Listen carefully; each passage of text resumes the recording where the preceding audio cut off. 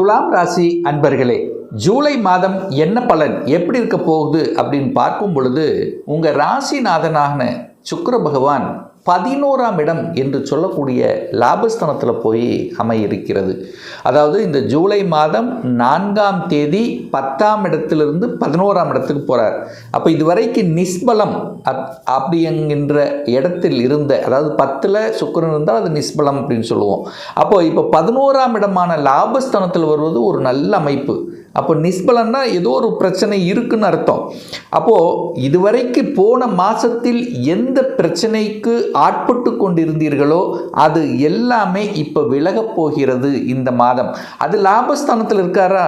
அப்போ லாபம் அடையக்கூடிய 11ஆம் இடம் என்பது தான் மனமகிழ்ச்சி, சந்தோஷத்தை கொடுக்கக்கூடிய, வெற்றியை கொடுக்கக்கூடிய, எந்த விஷயத்தில் தோற்று கொண்டிருந்தீர்களோ, எந்த விஷயம் அடைய முடியாமல் இருந்தீர்களோ அது இந்த மாதம் அடைவதற்குண்டான ஒரு மாதமாக இந்த துலாம் ராசி என்பவர்களுக்கு நிச்சயமாக அமையும். அதில் எந்தவித மாற்று கருத்து இல்லை. கேதுவோடு சேர்ந்திருக்கார். வெளிநாட்டு தொடர்புகள் உங்களுக்கு ஏற்படுத்தும். அந்நிய மதத்தினருடைய தொடர்புகள் கண்டிப்பாக ஏற்படுத்தக்கூடிய ஒரு மாதமாக அமைகிறது இந்த துலாம் ராசி என்பவர்களுக்கு. சார், பணம் சார்ந்த விஷயம் எப்படி இருக்கும், குடும்பம் சார்ந்த விஷயம், தன்னுடைய வாக்கு சம்பந்தப்பட்ட விஷயம் எப்படி இருக்கும் அப்படின்னு பார்க்கும் பொழுது 2ஆம் அதிபதியாக இருக்கக்கூடியவர் செவ்வாய் பகவான். அவர் 8ஆம் இடத்துல உட்கார்ந்திருக்கார். அட்டமஸ்தானத்தில் இருந்து கொண்டு 2ஆம் இடத்தை பார்க்குறார். டக்குன்னு கோபம் வரும். சில சமயங்களில் உங்கள் கோபத்தை தூண்டுவதற்குண்டான வாய்ப்புகளையும் ஏற்படுத்துவார்கள். ஸோ அப்போ கொஞ்சம் கவனமாக இருக்கணுங்கிறத ஞாபகம் வச்சுக்கோங்க. ஏன்னா 2ஆம் அதிபதி போய் எங்கே இருக்கார்? 8ஆம் இடம், அதாவது வலி வேதனை என்று சொல்லக்கூடிய 8ஆம் இடத்துல போய் உட்கார்ந்துருக்கு. சார், அதே சமயத்தில் குரு என்கின்ற ஒரு சுப கிரகத்தின் பார்வை 2ஆம் இடத்தின் மீது பதிகிறது. அப்போது குரு தான் தனக்காரக கிரகம். தனக்காரக கிரகம் தனஸ்தானத்தின் மீது பதியும் போது கண்டிப்பாக பணம் உங்களை பார்க்கிறதுன்னு அர்த்தம். அப்போ பணம் உங்களுக்கு வரவேண்டிய பணம் உங்களுக்கு கிடைக்கப் பெறுகிறதுன்னு அர்த்தம். அப்போ குடும்பத்துக்கு தேவையான தன வருவாய் கிடைக்கப் பெறுகிறது. பொருளாதார முன்னேற்றத்தை கொடுக்கக்கூடிய அமைப்பு அப்படிங்கிறது நிச்சயமாக உண்டு இந்த துலாம் ராசி என்பவர்கள். அப்போ பணம் சார்ந்த விஷயத்தில் எந்த பிரச்சனையும் இல்லை. பட் பணம் கையாளுகின்ற விஷயத்தில் கவனம். ஏன்னா 2க்குரியவன் போய் 8ல் உட்கார்ந்துருக்கார். சரி, குடும்பம் சார்ந்த விஷயங்கள், கோபம் மட்டும் படக்கூடாது. டக்குன்னு கோபம் வரும். உங்களை கோபத்தை உருவாக்குவதற்குண்டான சில சந்தர்ப்பங்கள் உங்களுக்கு அமையும். பட் அங்கே கொஞ்சம் நெளிவு சுழிவாக அந்த இடத்துக்கு தகுந்த மாதிரி செயல்பட்டு கொண்டால் உங்களுக்கு எந்த பிரச்சனையும் ஏற்படுத்த போவதில்லை. வாக்கு நல்லா தான் இருக்க போகுது. அதாவது குரு பார்க்குறார், ஒரு நல்லவன் பார்க்குறார். பேச்சை வைத்து பிழைக்கக்கூடிய துறைகள், தொழில்கள் நல்லா இருக்கும். எந்த இடத்துல எதை பேசணும் அப்படிங்கிறதெல்லாம் அந்த ஆணித்தரமான அந்த ஒரு ஸ்ட்ரெயிட் ஃபார்வர்ட் சூப்பராக இருக்கக்கூடிய ஒரு நல்ல மாதம்தான். 3ஆம் அதிபதி, முயற்சி ஸ்தானத்தின் அதிபதியாக இருக்கக்கூடியவர் குரு போய் உச்சமாக இருக்கார். 3ல் என்ன இருக்குது? சகோதரம் இருக்கிறது.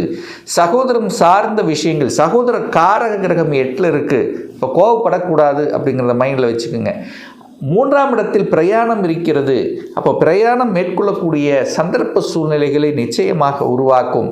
3ஆம் இடத்தில் ஒப்பந்தங்கள் இருக்கிறது. அப்போ ஒப்பந்தம் போடக்கூடிய வாய்ப்புகள், சந்தர்ப்பங்கள் ஒரு சில துலாம் ராசி என்பவர்களுக்கு நிச்சயமாக கிட்டும். அது தொழில் ரீதியாக, வேலை ரீதியாக, உத்தியோக ஏதோ ஒரு ரீதியாக ஒப்பந்தம் போடக்கூடிய வாய்ப்புகள், சந்தர்ப்பங்கள் உண்டு. விற்பனை, 3ஆம் இடத்துல விற்பனை இருக்குது. அந்த விற்பனைக்குரிய கிரகமான குரு உச்சமாக இருக்கிறார். அப்போ நிச்சயமாக நீங்கள் வியாபாரம் செய்திருந்தாலும், விற்பனை சம்பந்தப்பட்ட சிறு பெரு வியாபாரம் எப்படி இருந்தாலும் சரி நல்லபடியாக நடக்கக்கூடிய அமைப்புங்கிறது உண்டு. விற்பனை என்கின்ற விஷயத்தை தொழிலாக கொண்டிருப்பவர்கள், ரியல் எஸ்டேட் இந்த மாதிரி இருக்கிறவங்களுக்கெல்லாம் இப்போ சூடு பிடிக்கக்கூடிய அமைப்புங்கிறது நிச்சயமாக உண்டு. 4ஆம் அதிபதி சுகத்தை தரக்கூடிய சனி பகவான் எங்கே இருக்காருன்னா 6ஆம் இடத்துல உட்கார்ந்துருக்கார். குருவின் வீட்டில் உட்கார்ந்துருக்கார். குருவின் பார்வையில் இருக்குது. நிச்சயமாக உண்டு. கடன் உண்டு. கடனை பற்றிய எண்ண ஓட்டங்கள் இந்த மாதம் இல்லாமல் இருக்காது. ஒன்று கடனை வாங்குவதற்குண்டான எண்ணங்கள், அல்லது கடனை அடைப்பதற்குண்டான எண்ணங்கள் இருக்கும். வீடு வண்டி வாகனங்கள் வாங்குவதற்கு ஏற்ற மாதமான நிச்சயம் உண்டு. ஏன்னா 4க்குரியவன் சனி போய் 6ல் உட்கார்ந்துருக்கார், கடனுங்கிற இடத்துல உட்கார்ந்துருக்கு. அந்த கடனை கொடுக்கக்கூடிய அந்த குரு பகவான் 6ஆம் இடத்தை பார்க்குறார். அப்போ கடனை வாங்கி ஒரு இடத்தையோ வீட்டையோ நிலத்தையோ வாங்குவதற்குண்டான அமைப்புகள் பரிபூர்ணமாக இருக்கிறது. அது செய்து கொள்ளலாம், அதில் எந்த மாற்று கருத்தும் இல்லை.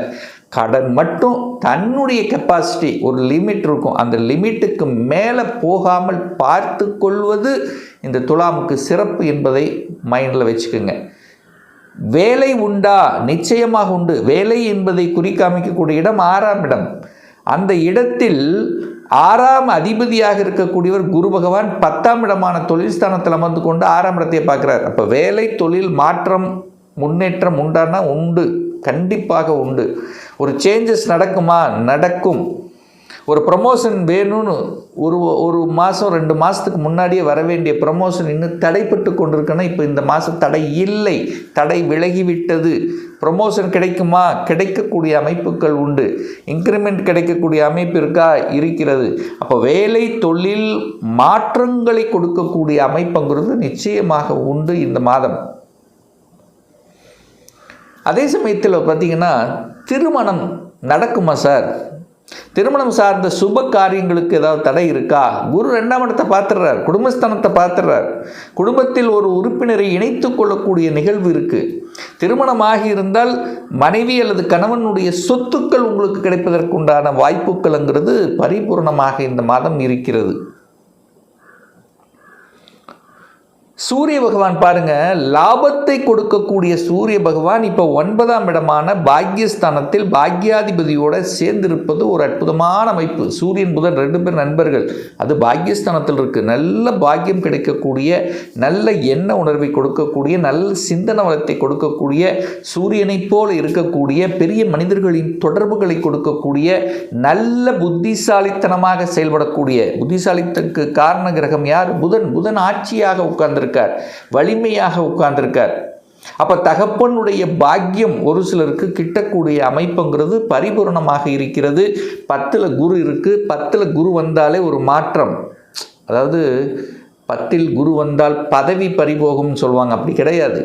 பதவியில் மாற்றம், அடுத்த மாற்றம், ஒரு ப்ரமோஷன் அல்லது நிர்வாக ரீதியாக சில சேஞ்சஸ்.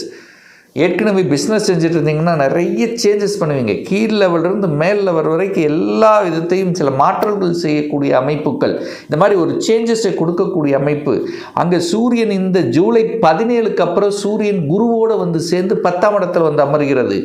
குரு சூரியன் வந்து 10ல் வந்தால் திக்பலம் அடையுது, குருவோடு இணைஞ்சிருக்கார். அப்போ ஒரு நல்ல அமைப்பு. பெரிய மனிதர்களின் கனெக்டிவிட்டி உருவாக்காமல் இருக்கவே இருக்காது.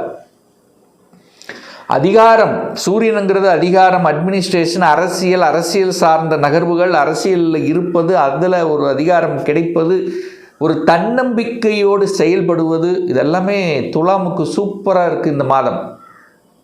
அப்போது சூரியன் வலுப்பெறுகின்ற ஒரு மாதமாக அமைகிறது.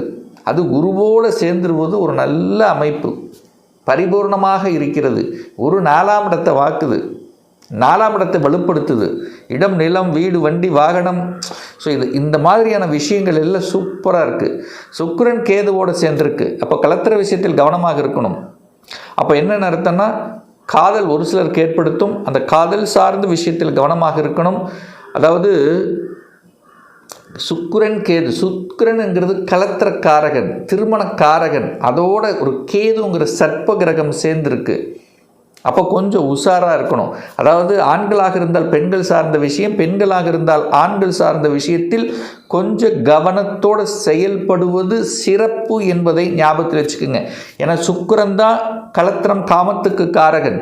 அவரோட ஒரு சர்ப்ப கிரகம் சேர்ந்திருக்கு இந்த மாதம். ஸோ அந்த விஷயத்தில் கவனம், எச்சரிக்கை, நிதானம், பொறுமை. அதாவது ஏதோ ஒரு இடத்தில் உங்களுக்கு ஒரு உபத்திரத்தை உருவாக்கிவிடும் என்பதை ஞாபகத்தில் வைத்துக்கொண்டு செயல்படுங்கள். 12ஆம் இடம் வெளிநாடு, வெளி மாநிலம், அந்நிய தேசத்தை குறிக்கக்கூடிய இடம் 12ஆம் இடம். அப்போது 12ஆம் அப்படிங்கிறது அதிபதி ஆட்சியாக இருக்கார். அப்போ சனி பகவானுடைய பார்வை இருக்கிறது, பாக்யாதிபதி பார்வை இருக்கிறது. அப்போ என்ன அர்த்தம்னா, வெளிநாட்டில் இருக்கின்றவர்கள் ஒரு சிலருக்கு குடியுரிமை கிடைக்கக்கூடிய சந்தர்ப்ப சூழ்நிலைகள் சிறப்பு பெறுகின்ற ஒரு நல்ல மாதமாகவே அமைகிறது. ஸோ இந்த மாதம் நல்ல செய்திகளை கொடுக்கக்கூடிய ஒரு இன்ப அதிர்ச்சி கிடைக்கக்கூடிய, ஏன்னா புதன் வலிமையாக இருக்குது, சூரியனோடு இணைஞ்சிருக்கு, ஒரு நல்ல செய்தியை கொடுக்கக்கூடிய ஒரு நல்ல மாதமாகவே இந்த துலாமுக்கு அமையிருக்கிறது. இப்போ சொன்னது ஒரு பொது பலன்.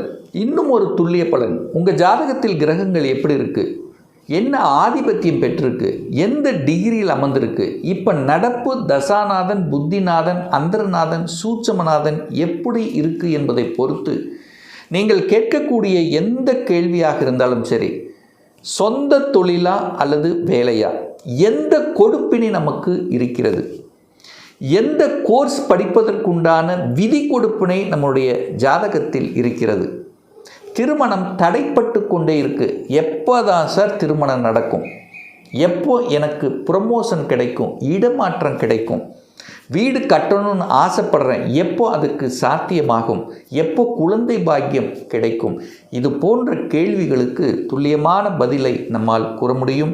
ஒரு பர்சனல் கன்சல்டேஷன் எடுத்துக்கணும், உங்களுடைய சுயஜாதகம் பார்க்கணும், உங்களை பற்றி தெரிஞ்சுக்கணும் என்று விருப்பப்படக்கூடிய அன்பர்கள் டிஸ்பிளே தெரியக்கூடிய நம்பருக்கு வாட்ஸ்அப் மூலயமாகவோ ஃபோன் கால் மூலயமாகவோ தொடர்பு கொண்டு நேரடியாகவோ அல்லது ஆன்லைன் மூலமாகவோ கன்சல்டேஷன் எடுத்துக்கலாம்.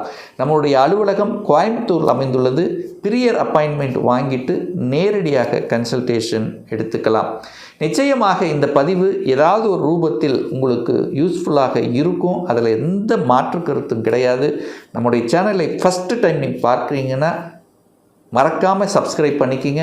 பக்கத்தில் இருக்கக்கூடிய பெல் பட்டன் ஆல் நோட்டிஃபிகேஷனை கிளிக் பண்ணும்போது நான் போடக்கூடிய அடுத்தடுத்த பதிவுகள் உங்களுடைய நோட்டிஃபிகேஷனில் வந்து சேரும். மீண்டும் ஒரு நல்ல பதிவில் உங்களை சந்திக்கும் வரை உங்களிடமிருந்து விடைபெறுவது உங்கள் அஸ்ட்ராலஜர் டாக்டர் சதீஷ்.